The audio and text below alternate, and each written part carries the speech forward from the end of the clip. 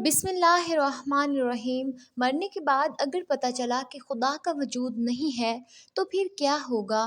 Harish Kumar physics میں P H D کے بعد بھارت کی ایک اہم یونیورسٹی میں لیکچرار پوسٹ ہوا۔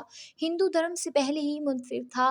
1986 میں لندن دوران تعلیم اسٹیفن ہاکنگ کے لیکچرز اور کتب سے ایسا متعارف ہوا کہ خدا کا ہی منکر ہو گیا، اور ایسا منکر کہ بڑے بڑے مسلم، عیسائی اور یہودی علماء سے بھرپور مباحثہ کرتا۔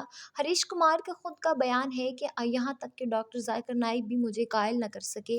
2005 کی چھٹی کے دن کی ایک صبح مسلم سبزی فروش نے بیل کی۔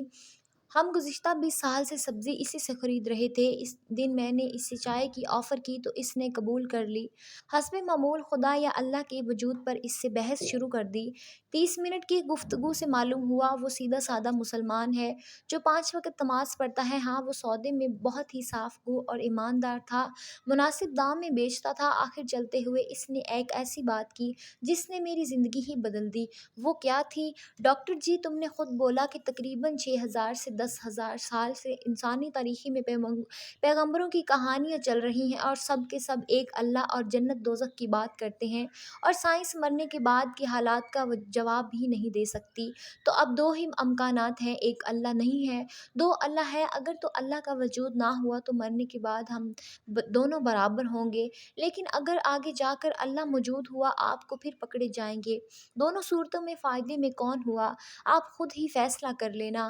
اس لیے بہتر یہ ہے کہ اللہ کو مان لیں اور اس کے کہنے پر چلیں۔ اس کا قرآن کو تو انسان کا اچھا کرنے کا حکم کہتا ہے۔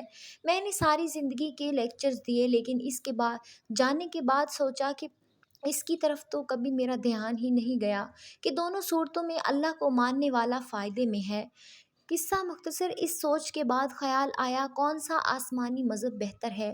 مذہب کا علم تو مجھے پہلے ہی کافی تھا۔ ڈاکٹر ذاکر نائک کے ایک لیکچر میں 1400 سال سے پورا قرآن مجید کا حرف بحرف ایک ہونے کا سنا تو انگلینڈ میں کرسچن مصری ادارے سے اس کی حقیقت دریافت کی تو سب نے اس بات کی تصدیق کی۔ الحمدللہ آج مجھے میرے سارے گھر کو مسلمان ہوئے 15 سال ہو گئے۔ میں اسلامی تعلیمات کے لیے کیرلا شفٹ ہو گیا۔